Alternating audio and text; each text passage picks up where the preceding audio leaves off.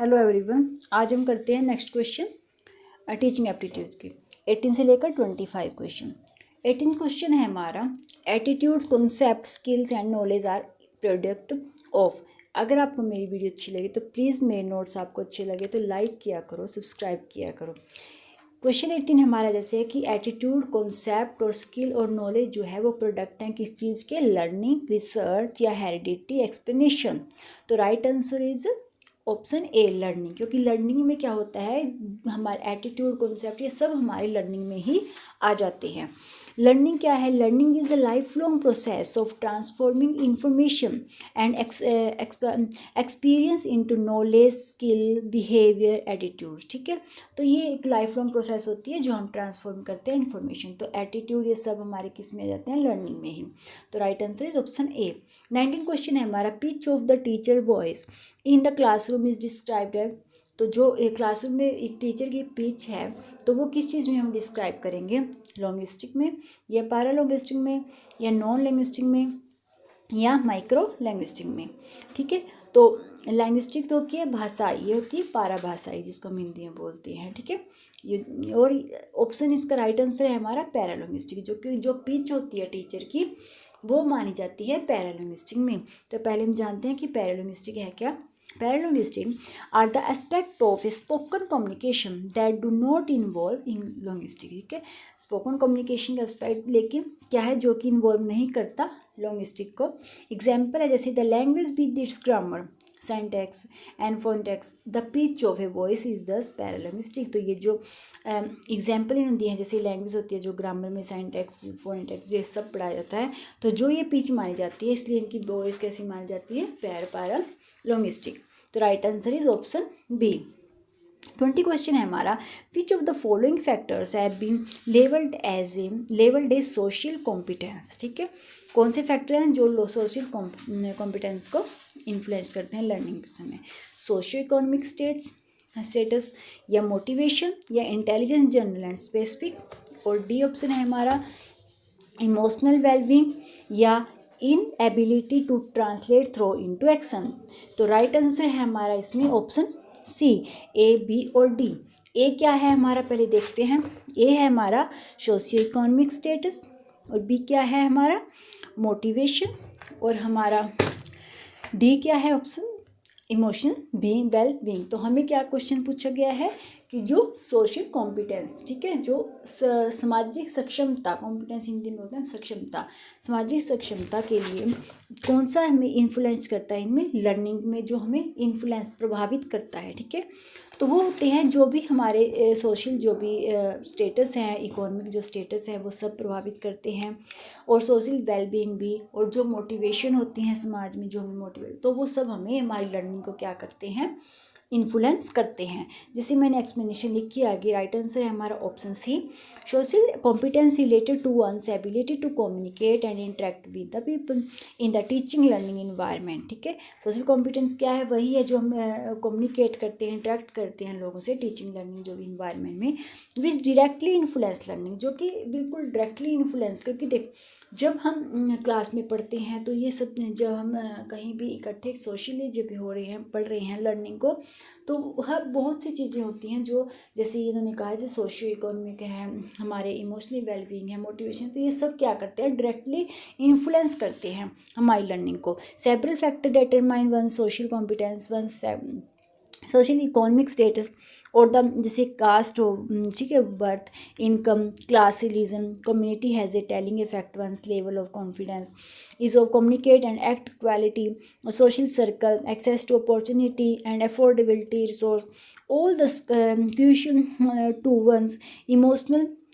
Wing and also determine level of motivation one have to achieve one's goals. ठीक है, तो ये सब चीज़ें चाहे हम बहुत सी चीज़ें होती हैं, जैसे ये रिलीजन है, हमारे धर्म में कास्ट है, ये सब क्या करती है हमारी लर्निंग को इफ़ेक्ट, चाहे ना करना चाहिए करना चाहिए, ये सब अलग है बात है, लेकिन हमारी लर्निंग को क्या है ये सब चीज़ें इफ़ेक्ट करती हैं। ठीक है, काफ़ी इफेक्ट्स पड़ता है।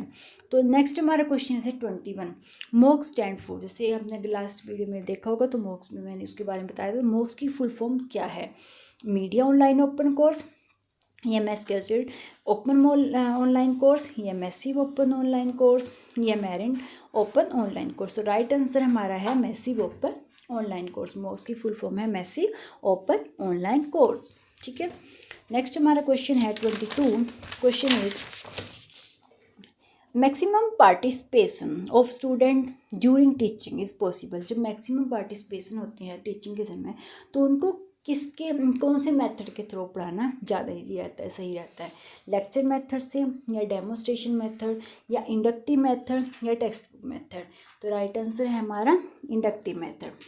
The inductive method, the teacher makes student detect or notice pattern and work out a rule for themselves. In other words, instead of explaining in given concept, following these explanation with example. ठीक है, जैसे explanation बताते हैं example के साथ देते हैं. The teacher presents student with many example.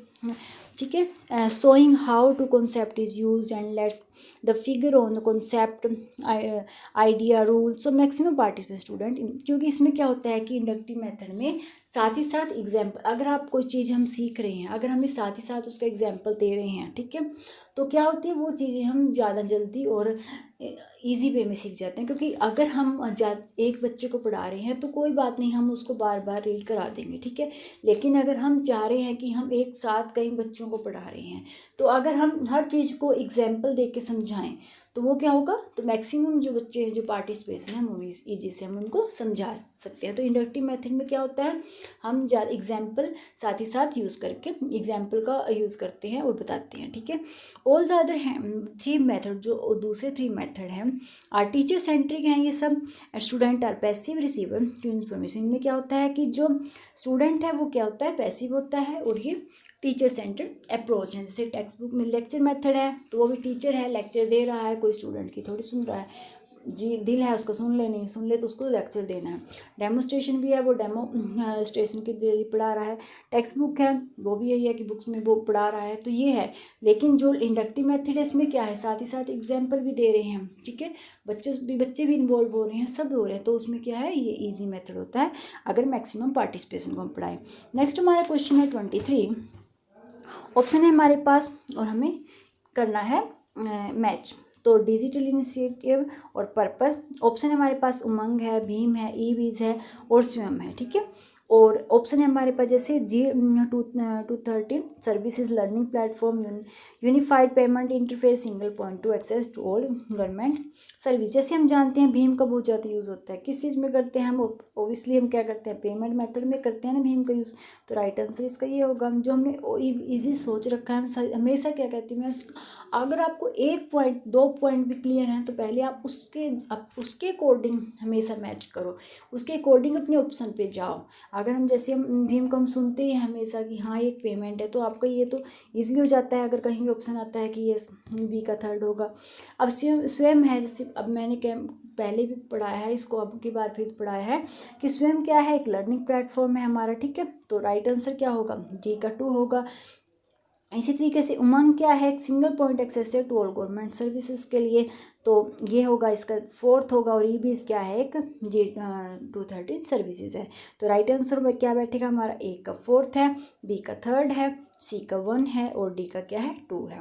तो नेक्स्ट हम क्वेश्चन पे चलते हैं। विच of the following is the decision support system for assisting people in taking best decision for their children future के लिए, ठीक है। तो वो कौन सा पोर्टल है जो बच्चों के फ्यूचर के लिए बेस्ट डिसीजन लेने में पेरेंट्स की हेल्प करता है, हमारे लिए यूज़फुल है। डिसीजन सपोर्ट सिस्टम जिसको हम कहते हैं, ई पाठशाला या फिर सारांश या सारा सिद्धि या स्वयं प्रभा। तो राइट आंसर है सारांश। सारांश जो पोर्टल है ये मैंने इसके बारे में लिखा है, कब चला है। सारांश is a web portal launched by, ये लॉन्च किसके द्वारा किया गया, ये चीज़ें साथ ही साथ ध्यान रख लिया करो।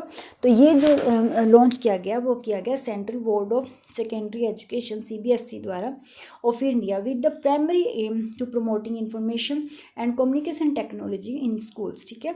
इनका प्राइमरी एम है कि हम एम कर प्रमोट करना information and communicate technology in schools. The human resource development minister है जो स्मृति ईरानी ने ये 2015 में जब ठीक है ह्यूमन रिसोर्स डेवलपमेंट के मिनिस्टर स्मृति ईरानी हैं, उन्होंने लॉन्च किया है इस पोर्टल को 7 नवंबर 2015 में लॉन्च किया था। उस समय ये HRD की क्या थे मिनिस्टर है जो स्मृति ईरानी ने, ध्यान रखना 7 नवंबर 2015। इसमें क्या है ये हमारे लिए एक पोर्टल चलाया गया है जिसमें एक जो बच्चों के फ्यूचर को लेकर हमारे मन में जो भी डाउट है तो हम फ्यूचर के लिए जो अच्छे डिसीजन ले सकते हैं, ये +2 तक के बच्चों के लिए चलाया गया है ताकि बच्चों का फ्यूचर के बारे में हम सोच सकें, हम बात कर सकें। इसमें क्या होता है कि हम टीचर से संपर्क में रह सकते हैं, हम काफ़ी इसमें पोर्टल में फ़ायदे हैं जिससे हम जानकारी हासिल कर सकते हैं। ठीक है, सब कुछ पता लग सकता है हमें उनके कि हम क्या उनके फ्यूचर के बारे में कैसे डिसीजन लें जो भी है। तो ये सारांश है इसका राइट आंसर। नेक्स्ट हमारा क्वेश्चन आगे, अगर ये पॉइंट आए तो मैं नेक्स्ट टाइम में सारांश के बारे में भी कंप्लीट आपको इन्फॉर्मेशन कोशिश करूँगी कि नेक्स्ट में आपको सारांश के बारे में कंप्लीट इन्फॉर्मेशन मैं शॉर्ट वीडियो में दे दूँ। 25 क्या है, which among of the following is a massive open online course platform created by the ministry of HRD government of India.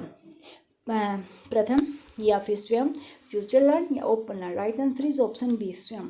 स्वयं क्या है कि स्वयं डिज़ाइन टू अचीव, स्वयं को डिज़ाइन किया गया 3 प्रिंसिपल के, इसके प्रिंसिपल को हमेशा ध्यान रखना। 3 कार्डियन प्रिंसिपल हैं इसके, एक्सेस करना, एक्विटी लाना और क्वालिटी। ठीक है, एक्सेस, एक्विटी और क्वालिटी 3 इसके कार्डियन प्रिंसिपल है। कोई बार क्वेश्चन यही पूछ लिया जाता है कि इसके 3 कार्डियन प्रिंसिपल कौन से हैं। तो ये थी मेरी आज की वीडियो। अगर आपको अच्छी लगे तो प्लीज़ लाइक करना, सब्सक्राइब करना। Thank you for watching my video.